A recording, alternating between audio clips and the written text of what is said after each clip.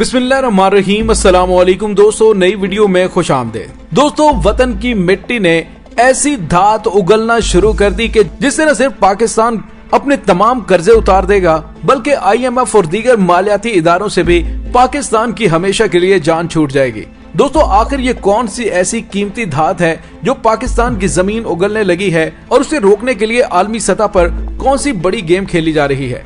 Video की तफसील में जाने से पहले आप देख रहे हैं हकीकत की दुनिया डॉक्टर अली के साथ। हमारा चैनल सब्सक्राइब करके घंटी के निशान को दबाना मत भूलिएगा। इस वीडियो को ज्यादा से ज्यादा फेसबुक, व्हाट्सएप और सोशल मीडिया पर शेयर जरूर करें। शेयर और लाइक करने के साथ साथ कमेंट बॉक्स में पाक फौज जिंदाबाद, पाकिस्तान पाइंदाबाद और पाकिस्तान के गुमनाम हीरोज को सलाम का नारा कमेंट जरूर कीजिएगा। वतन की मिट्टी मुझे एड़ियां रगड़ने दे, मेरा यकीन है कि चश्मा यहीं से निकलेगा। दोस्तों, पाक सरजमीन को अल्लाह ताला ने ऐसे बेशबहा खजानों से नवाजा है कि जिसकी मिसाल पूरी दुनिया में कहीं नहीं मिलती। दोस्तों, एक ऐसी ही धात पाकिस्तान की मुकद्दस सरजमीन ने उगलना शुरू की। दोस्तों, इस कीमती धात का नाम है मोलिब्डेनम। दोस्तों, ये धात किन बड़े मंसूबों के अंदर इस्तेमाल होती है इसके बारे में जिक्र करेंगे, लेकिन पहले मैं आपको लेके चलता हूँ 29 जुलाई 1993 के ईरा में। दोस्तों, तब क्या हुआ था कि जियोलॉजिकल सर्वे और ड्रिलिंग के बाद ऑस्ट्रेलिया की माइनिंग कंपनी, जिसने 2 साल में $7 मिलियन खर्च किए हुए थे, लेकिन न जाने ऐसा क्या हुआ कि 1996 में इस प्रोजेक्ट पर इंतहाई खामोशी छा गई, जो 6 साल पर मुहित रही। और 6 साल बाद एक बार फिर मार्च 2002 में BHP को प्रोस्पेक्टिंग लाइसेंस दिया गया, जिसे Chagai hill exploration joint venture के तहत रिकोडेक लाइसेंस का नाम दिया गया। लेकिन दोस्तों, उस लाइसेंस के इजरा के वक्त बलोचिस्तान डेवलपमेंट अथॉरिटी की जगह हुकूमत बलोचिस्तान ने खुद को मुआहदे में ऑस्ट्रेलियन कंपनी के साथ पार्टनर दर्ज करवाना चाहा, जिस पर इख्तलाफात पैदा हुए और मामलात अदालत तक जा पहुंचे। और इस दौरान जब माली मामलात तशवीशनाक सूरत हाल इख्तियार कर गए तो कुछ अरसे बाद BHP ने ऑस्ट्रेलिया की ही एक और कंपनी मिनको रिसोर्सेज ऑस्ट्रेलियन NL को अपने साथ शामिल कर लिया, जिसने रिकोडेक प्रोजेक्ट पर $3.5 मिलियन सरमायाकारी का वादा किया। और NL कंपनी ने एक तीसरी कंपनी टिथान कॉपर को अपना सब पार्टनर बना लिया। और अप्रैल 2002 में TCC और BHP में इस मुआहदे पर बाकायदा दस्तखत हुए। और दूसरे लफ्जों में इस तरह रिकोडेक प्रोजेक्ट पर इब्तदाई काम करने वाली ऑस्ट्रेलियन कंपनी BHP का अमल दखल तकरीबन खत्म हो गया और TCC Chagai hill exploration joint venture Reko Diq exploration license के 75% की मालिक बन गई। लेकिन TCC ने वही खरगोश वाली रफ्तार इख्तियार की जो BHP ऑस्ट्रेलिया ने 1994 में इख्तियार की थी, जबकि 2002 में TCC Balochistan mineral development corporation से तय पाने वाले मुआहदे की रूह से 2006 तक हर किस्म की फिजिबिलिटी स्टडी समेत सोने और कॉपर की पैदावार देने की पाबंद थी। लेकिन वो अपनी इस कमिटमेंट में नाकाम रही। सन 2006 में जब TCC ने रिकोडेक प्रोडक्शन शुरू करना थी तो एक नया खेल इस तरह शुरू कर दिया गया कि अंदरूनी खाना माइनिंग की दुनिया की सबसे मशहूर कंपनी चिली की एंटोफेगेस्टा और कनाडा की ब्रिक गोल्ड कॉर्पोरेशन ने TCC के तमाम हुकूक हासिल कर लिया। और ये हुकूक हासिल होते ही उन कंपनियों ने ऐलान कर दिया कि TCC की तैयार करदा फिजिबिलिटी रिपोर्ट और अब तक उसने जो काम किया है उसकी बजाय हम आजादाना काम करते हुए $30 मिलियन की लागत से नए सिरे से काम करेंगे। और अब तक तैयार करदा फिजिबिलिटी रिपोर्ट और किए गए काम से हमारा कोई ताल्लुक और सरोकार नहीं होगा। दोस्तों, उसका असल मकसद ये था कि BHP और TCC ने अब तक जो काम किए हैं मुआहदे के मुताबिक हुकूमत बलोचिस्तान उसका 25% अदा करे और वही काम जो अब चिली और कनाडा की 2 कंपनियां करेंगी उसका 25% वसूल किया जाए। दोस्तों, हकीकत ये थी कि TCC उन कंपनियों को रिपोर्ट दे चुकी थी कि रिकोडेक में वसी पैमाने पर कॉपर और सोने के जखायर के अलावा इंतहाई कीमती धात मोलिब्डेनम के बेतहाशा जखायर पाए जाते हैं। लिहाजा जराए बताते हैं कि TCC ने ये रिपोर्ट कभी भी हुकूमत बलोचिस्तान को फराहम नहीं की थी। दुनिया की ये बेशकीमत और जौहरी असलहे की तैयारी में इस्तेमाल होने वाली नायाब धात भी रिकोडेक में मौजूद है। हुकूमत बलोचिस्तान अगले 3 साल ख्वाब गफलत का शिकार रही, जबकि नई दाखिल होने वाली दोनों कंपनियों ने नई फिजिबिलिटी रिपोर्ट के नाम पर भारी अखराजात पेश कर दिए। और 2008 में हुकूमत को रिपोर्ट की तैयारी की मद में खर्च होने वाले $220 मिलियन का बिल थमा दिया। दोस्तों, ये बिल पेश हुआ तो यकायक हुकूमत बलोचिस्तान को ख्याल आया कि 1993 में ये मुआहदा हुआ था और आज उसे 15 साल हो गए हैं। अब तक हमें सिर्फ करोड़ों डॉलर के बिल दिखाए गए हैं, लेकिन प्रोजेक्ट वहीं का वहीं रुका हुआ है। आखिर उसकी वजह क्या है?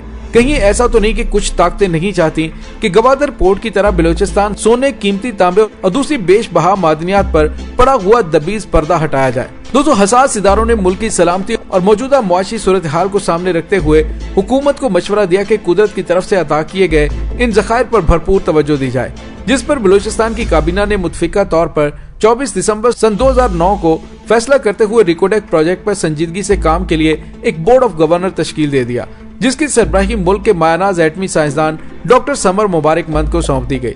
दोस्तों उस वक्त तक रिकोडेक बलूचिस्तान डेवलपमेंट अथॉरिटी की तरफ से जो 2 बुनियादी गलतियां की गई थी, उनमें टीसीसी को ऑस्ट्रेलियन स्टॉक एक्सचेंज में रजिस्टर होने की इजाजत और एक्सप्लोरेशन लाइसेंस की बार बार तजदीद शामिल थी। इसके बजाय बलूचिस्तान हुकूमत को चाहिए था कि जब मनकोर कंपनी टीसीसी को रिकोडेक मुआहदे के मुकम्मल इख्तियारात मुंतकिल कर रही थी, तो बजाय ऑस्ट्रेलियन स्टॉक एक्सचेंज के उसे पाकिस्तान स्टॉक एक्सचेंज में रजिस्टर्ड होने का पाबंद किया जाता।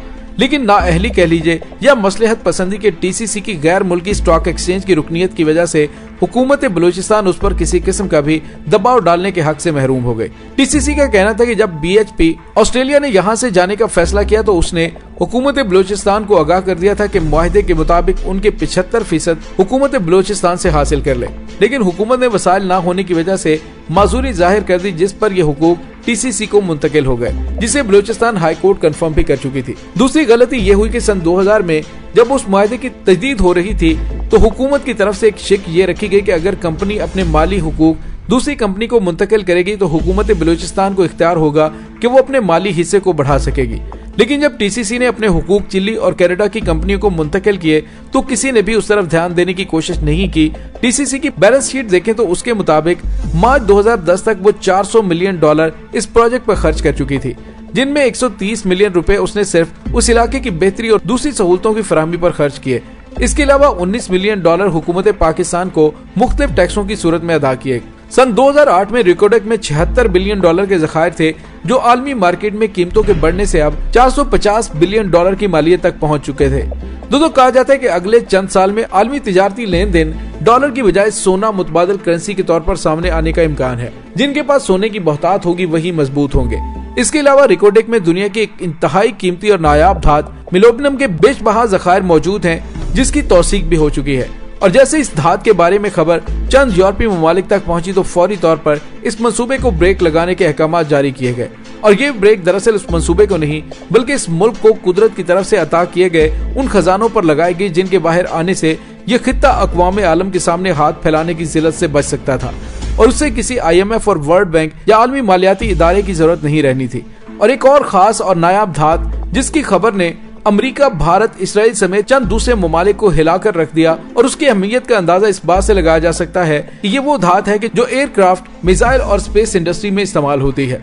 दोस्तों पाकिस्तान की पॉलिटिकल और अस्करी क़यादत ने फैसला कर लिया कि चीन के साथ मिलकर पाकिस्तान पाक सरजमीन के सीने में दफन इन कीमती खजानों को निकालने के लिए अमली इक़दाम करने वाले हैं, जिसके लिए मुआहदे भी हो चुके हैं। लेकिन ये काम यकीनी तौर पर इस अंदाज से किया जाएगा ताकि वो ममालिक जिनकी बुरी नजर पाकिस्तान के इस इलाके पर जमी हुई है, उनकी बेखबरी में ही ये सारा काम किया जाए। दोस्तों इसके साथ ही डॉक्टर अली को इजाजत दीजिए। इंशाल्लाह बहुत जल्द मिलते हैं एक नई वीडियो में। तब तक के लिए अपना बहुत सारा ख्याल रखिएगा। पाक फौज जिंदाबाद, पाकिस्तान पाइंदाबाद, पाकिस्तान के गुमनाम हीरोज को सलाम। अल्लाह वारिस।